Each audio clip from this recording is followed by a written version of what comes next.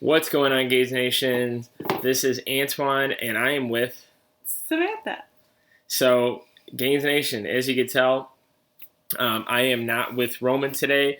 Roman is going to be off this episode for this week, but he will be back on next week. So, big shout out to Roman. Hopefully, also too, this episode will probably be releasing just a week before Christmas, but happy holidays if you guys catch this one.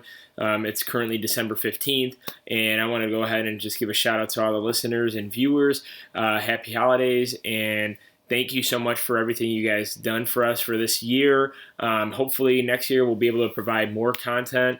I know Roman and I have been teasing quite a bit of stuff in the making, but hopefully one day we'll be able to go ahead and grow the brand and grow the Gainz Nation, as you would say. Not to give too much information out, but the Gainz Nation overall, and the reason why we do everything, and the way we want to grow everybody and grow the community as well. So we want to just say quickly thank you, but not really so much updates from my end. We've been posting a lot more on Instagram. If you haven't checked us out on Instagram, it's kind of why we wanted to do this episode today. But also, too, I am, 2 weeks out from the marathon? 3 weeks? 3 weeks. 3, yeah. Yeah, so I'm 3 weeks out from the marathon. So hopefully I'll be able to bring some more content for you guys in the next couple weeks with the marathon stuff. I'm still trying to think if I'm going to use a GoPro or not on my chest to run. I don't know. It seems like it might be too much. Or I might just go ahead and overall highlight, the way I prepped, the way I ran it, how I went, if it went well, if it didn't go well, all that other stuff. So if you guys do want to see, maybe a conversation like this, or maybe something where I compile the information, some videos, some pictures from it, but let me know in the comments or message us, comment on a picture or a video we post on Instagram. But back to the point, if you guys haven't noticed, I've been posting a lot of videos and pictures of Sam, which is right next to me, and if you guys don't remember her from, what episode number was that? Maybe maybe it was before 100, maybe 60, 70, episode 60 or 70. We had her on, and we had her on the podcast, and Roman and I had a good conversation with her, and we wanted to bring her back on. If you guys didn't know, she is my wife and slash training partner, I'd say. But we wanted to bring on some content. If you guys noticed, I did post something about her doing some Romanian deadlifts and how she's pregnant. So let me go ahead and let her do a brief introduction, and then we'll kind of go from there, and then we'll kind of get into the meat and potatoes on why we're talking today. So if you want to introduce yourself and why we're talking today. Why we're talking? Yes. Okay, I'm Samantha, Antoine's wife. Like he said, you said this was going to be interview style, so he's going to be asking me questions. But currently in my last third trimester here, so almost done, and have been able to work out lately, so I think that's mostly what we're going to be talking about here. Yeah, and also, too, if you guys didn't remember from the last episode, she does have her Precision Nutrition Certificate, Level 1, right? Mm-hmm. So, Level 1 Nutrition. So, if you guys haven't looked at her Instagram profile, or if you guys have any questions on, your nutrition basics and some help in your nutrition life and overall, wellness, reach out to her. She's Coach Coletta on Instagram. Same spelling as my last name, obviously. So pretty much I tag her on all the Instagram posts. So if you don't want to search, just go on the people I tag, and she'll be one of them. But yeah, so the reason why we wanted to do this episode, right? So she mentioned she's in her third trimester, and see, the thing is, we want to bring current content for everybody, right? So a lot of the times we bring content because we've experienced it, right? Also, we've learned about it, we've read about it, we've endured it. So the idea of this episode is we wanted to go ahead and talk about lifting, being pregnant, eating, being pregnant, overall like feeling, because I know this is a fitness channel, but it's an overall health channel as well. And a lot of people, a lot of women go through pregnancies every year, and we wanted to bring some different content for the women out there and kind of give an idea on how training goes, how eating goes. If you're more of a new mother, this is our first child, so it is a new experience for us. Or if this isn't your first time having a kid, say if it's your second or third, but you see yourself like thinking like, you can't work out, you can't eat this, you can't do that. All that stuff is kind of like, something we want to go over too today. It might not be all the information we can get out, but as much as possible to kind of get you on a good start on things. So that's why we have Samantha here today as a guest, and we want to go ahead and make sure she shares her experiences when it comes to like training and eating. So first question is, being pregnant, tell us like the hardest part about, working out and eating, in the early stages, right? So that's something that you could probably talk about. What are some of the, problems and issues you're having in your first bouts within training and eating normally, like how you used to, right? Yeah. So getting pregnant, I was super excited to be like, I'm going to be one of those like very active, like eat healthy, very fit pregnant person. And truth be told, that was just way harder than I ever thought it could be. And it's going to vary person to person, obviously. But right off the bat, when I got like 6 weeks pregnant, the morning sickness like hit me so hard. He can vouch for this. I was throwing up every day. I could barely keep food down. I could barely keep even like liquids down. It was really hard. There was days I'd wake up and just like it would almost be impossible to even get out of bed. I was just so nauseous, moving, doing any type of anything. I didn't leave the house for like quite a few days actually. Yeah.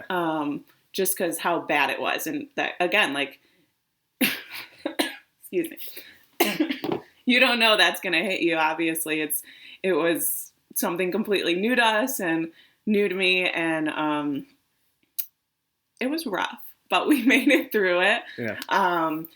The morning sickness, it really didn't let up. Unfortunately, on my end, I have been.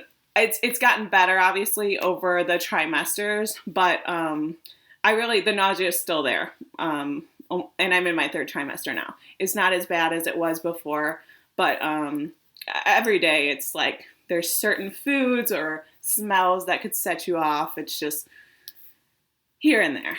And then food-wise and like nutrition-wise, kind of the same thing. That first trimester, you absolutely just have to do what you can. So I might have been eating sour gummy bears because that's all I could eat. That was the only thing that sounded appetizing to me. It was the only thing I could actually keep down. Even just like water at some points, like made me nauseous. The thought of like drinking water, like plain water or even flavored water, it was like, that's disgusting. But you find what works for you. That's so true for like, I just feel like first trimester, 100%.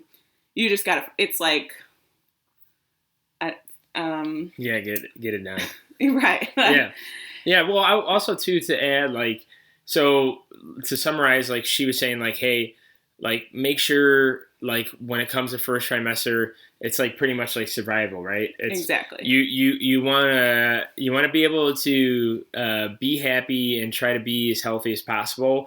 But there's that point where it's like, how we always explain, like, hey, everyone's situation's different. So maybe, eating higher quality foods, might be hard, but sometimes you just got to go ahead and eat what you can and drink what you can to go ahead and like maintain like body weight. And obviously the goal is to gain some body weight. The only thing I wanted to add to, I don't know if you have more on that, but first things first, like I know we're doing this like interview style, but I want to make sure like for the ladies out there, obviously check with your doctor when it comes to like these experiences. Obviously we did too, but like lifting and like, supplementation, that is a big realm when it comes to like working out. And it varies from trimester to trimester, right? So a lot of the third trimester stuff, you don't want to be on your back, but you want to be still working out. You still want to eat as much as you quality foods you can, and you want to make sure you're asking those questions to your doctor. So we want to throw that out there first. Like obviously, we want everyone to be at their healthiest, but there's some situations where you shouldn't be lifting or should not be doing some vigorous exercise. So we want to throw that out there real quick. Did you want to add anything else on that? Not necessarily. To be completely honest, I didn't work out for probably like the first 15 weeks that I was. Yeah, I would say 15 to 20. Pregnant. I think 15 to 20 weeks, honestly. And it was like on and off, right? Yeah, and I would go maybe once a week if I felt up to it, felt like I could, felt able. And then I did also go through a short period in my second trimester where the doctor didn't clear me to be able to work out. He told me to relax, take it easy for the next like month, I think it was. And then at the next appointment, he was like, okay, you're good to go. So yeah, definitely I've always checked with your doctor. That's just, given. Yeah. And also too, like if you all get cleared with lifting and everything, I think it's safe to say that a lot of the literature and a lot of like the data suggests that women who are pregnant, obviously like it's a sensitive thing and you want to take care of yourself as much as possible. But like our suggestion is, if you're cleared, that you should still try to lift as much as possible. I know back in the day, and people our age, most of our parents, and their aunts, uncles, whoever, back in the day, they probably didn't have extensive research where it's like you shouldn't be working out, you shouldn't be stressing yourself out. But no, like that, we clearly suggest that people still work out. There's tons of videos of people still squatting, deadlifting, and all this stuff. And also too, a second point I wanted to make sure is like, obviously, get with a trainer or get with someone that's knowledgeable. Thankfully, I went through like most of the NASM stuff and I had my ACE certification within personal training.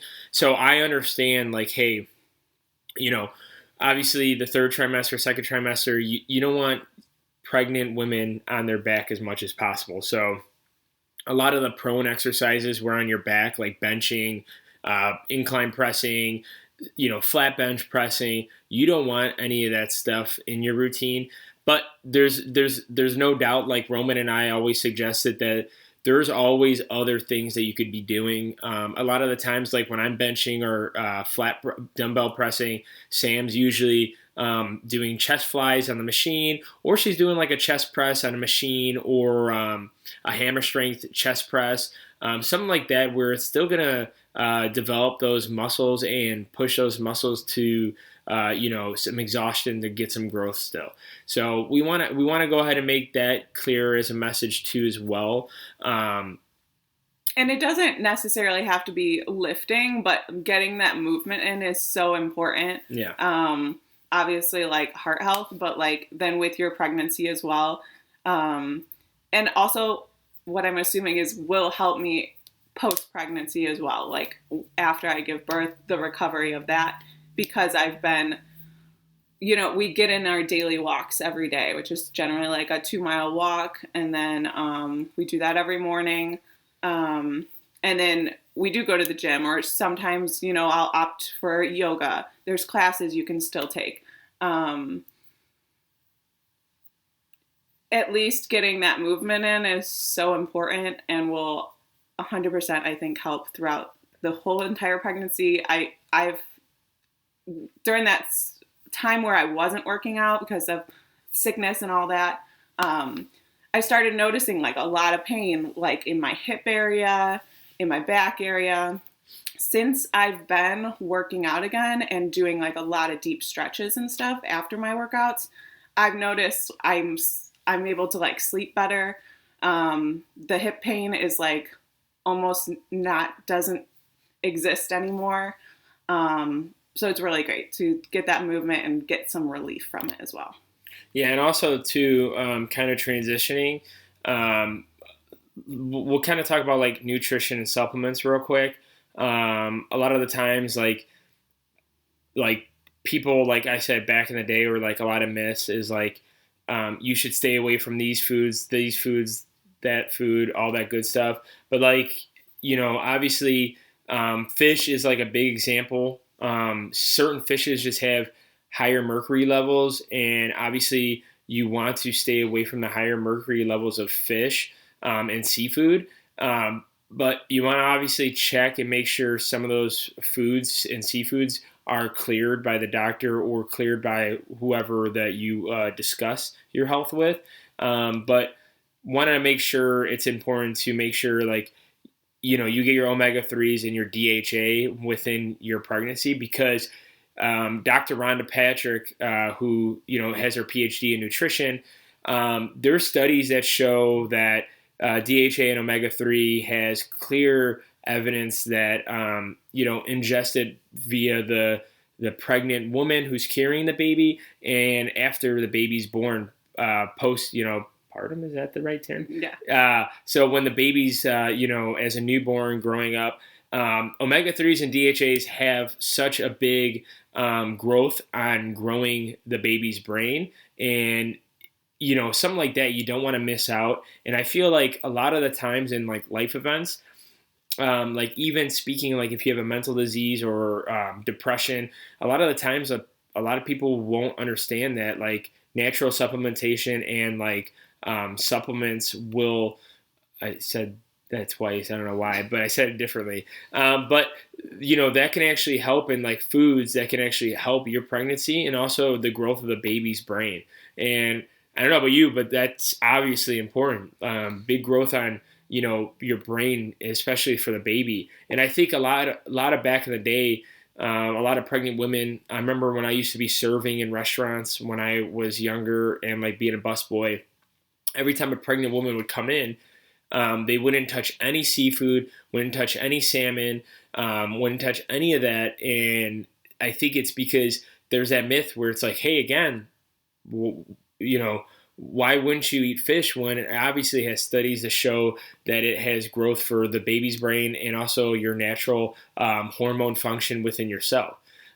So with that being said, do you want to go over some of your supplementation that you go through right now, or you want me to tell them?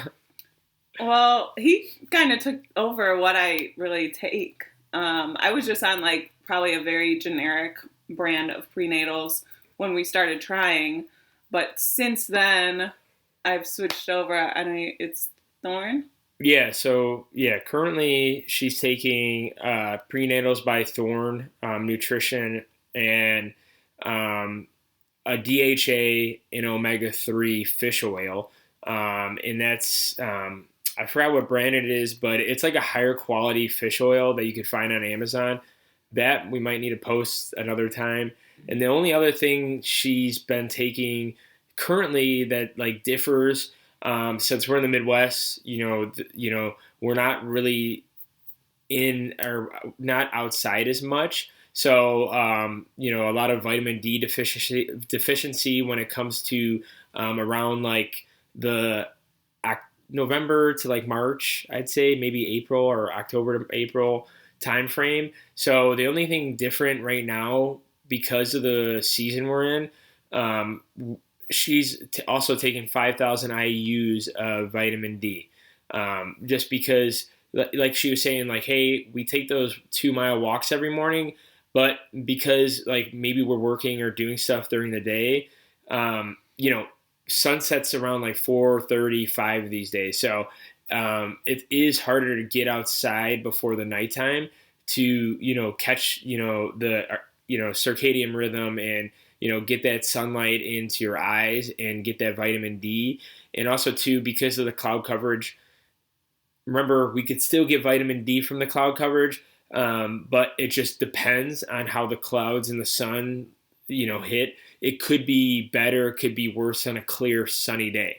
So we don't know. Obviously, like, we don't have that technology on our cell phones yet. Maybe one day we will. But obviously, the only other supplement I would suggest when, during the pregnancy stages is if you're pregnant during the winter months like we are, then like she is, not me, I'm not pregnant, then maybe just supplement with the vitamin D.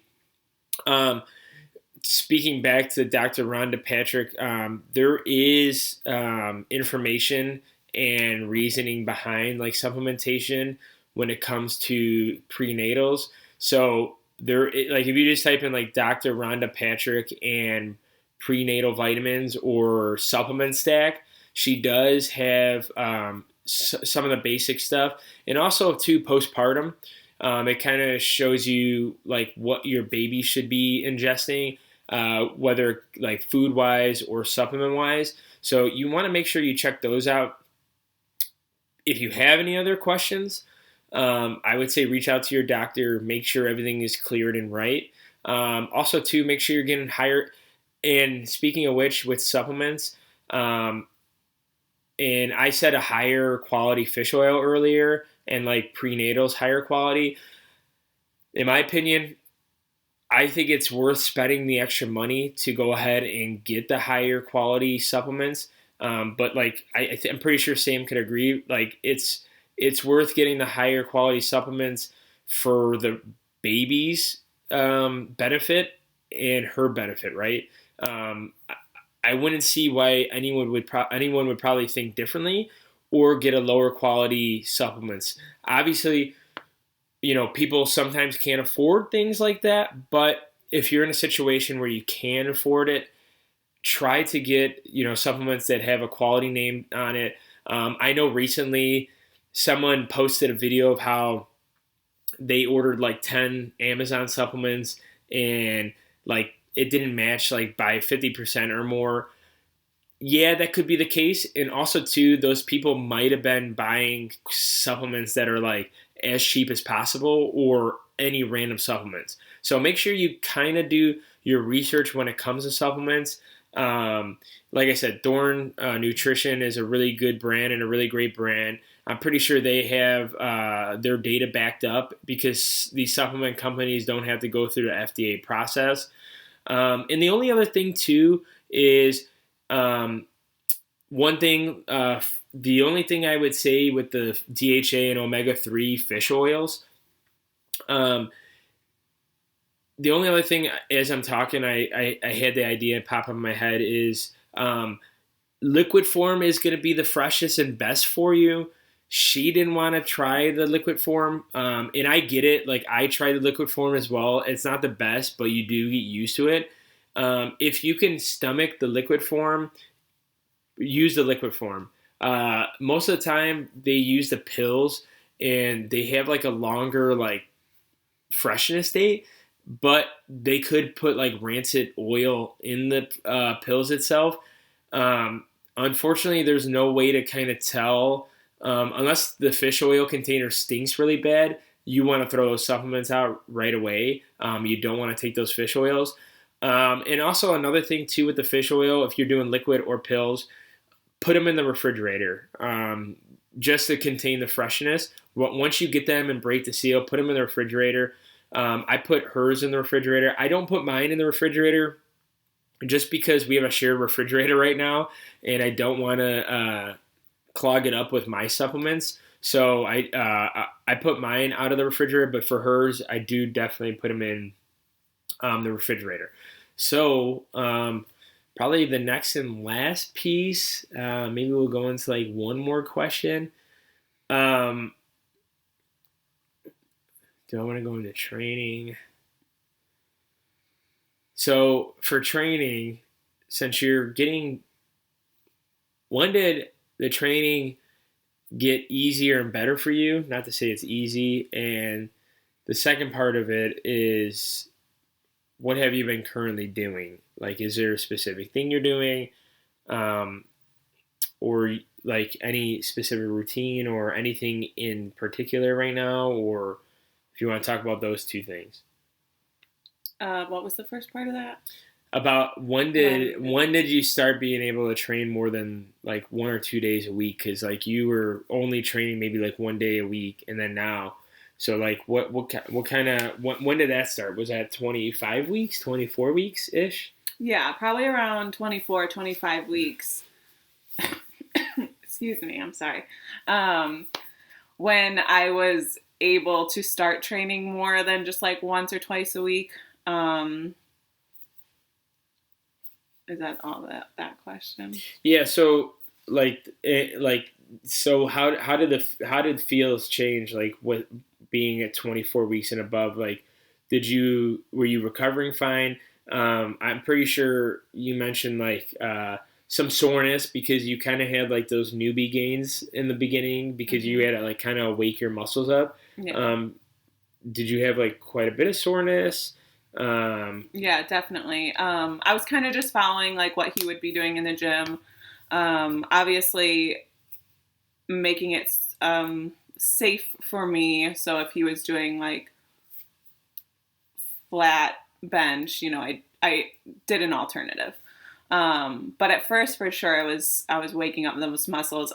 Because of the time I took off, it was definitely a rough start. I was very sore to begin with because I don't like to just like slowly work into it. I kind of like to try to like push myself pretty hard those first. So maybe that's not ideal, but now that I'm about to be like 31 weeks here, so I feel like my training is like basically back to like what it was even pre-pregnancy, like not the full weight, but I feel really good about the lifts and everything. It just feels natural again. So even with all that time off, I'm really glad that I'm able to get back in there. 5 days a week now, or 4 or 5 days a week? Yeah, 5 days a week now. And like I said, with usually at the end of our workout, he'll go and do the sauna. So while he's doing that for 10, 15 minutes, I'll go and do like some deep stretches, full body stretches, along with like a lot of like pelvic focus area, just for getting ready for birth and everything. And it works wonders. Like I feel really good day in and day out. The soreness isn't really there anymore. And like I said, like just the quality of life, sleeping, everything like feels a lot better now. Yeah, yeah, and with that video that I was posting about the RDLs is like I had 25s on the bar or whatever for RDLs, and she went ahead and did a set, and I'm like, do you want me to lower the weight? She goes, no, I'm fine. So like, don't hesitate to go ahead and get those quality like reps in and sets in. Obviously you don't want to overdo it. You don't want to overstress your body, but going through those movements are fine. Like we said, as long as you clear it. I don't want to be, a repeating person, but I just want to make sure that's clear by the end of this message. But overall, like you're still squatting, deadlifting, lunges. Mm-hmm. I think another piece of advice is back to like overall advice that we've been given on the Gainz podcast is doing those multi-joint exercises is going to probably help your pregnancy just a little bit more because one, you're getting multiple joints involved in the exercise, and two, you're getting your core muscles. As long as you brace your core muscles, you're getting those core muscles developed. And I can't stress this enough, and she could probably tell you too, is that's probably the most important part of pregnancy, right? So it's like you want to make sure those muscles are still there and developed because, after birth and whatnot, you're going to rely on those muscles to recover. You don't want to go in and not have anything there and feel the wrath of pregnancy. I know that sounds kind of weird how I said that, but you might feel the wrath of pregnancy, and you might, be in, I guess, less better shape, worse shape. I don't want to say worse because, if for some reason you can't, then I don't want to be rude, but you'll be in better shape overall in your health and your fitness. And then I think, yeah, we're gonna call it there. Um, Obviously, we probably hopefully get Sam back on. This was awesome. Thank you for being on and being open to this. Obviously, we want to share a lot of the experiences we're going through, and maybe postpartum or later down the road we can kind of do another update for Sam and see how she's doing and how training's going, and then maybe postpartum and we kind of get an update on that portion, and then maybe the baby will start squatting 135 as he comes out to the world. So you never know. We've seen things go crazier, right? But thank you guys for being on here. Thanks for watching. Please follow and subscribe on YouTube. Make sure you follow us on Instagram. Did you want to say anything last words? No. Excited to be back, maybe postpartum, because I'm excited for that journey a lot. So, but thank you guys so much for being here and watching. We'll see you guys in the next one. Peace.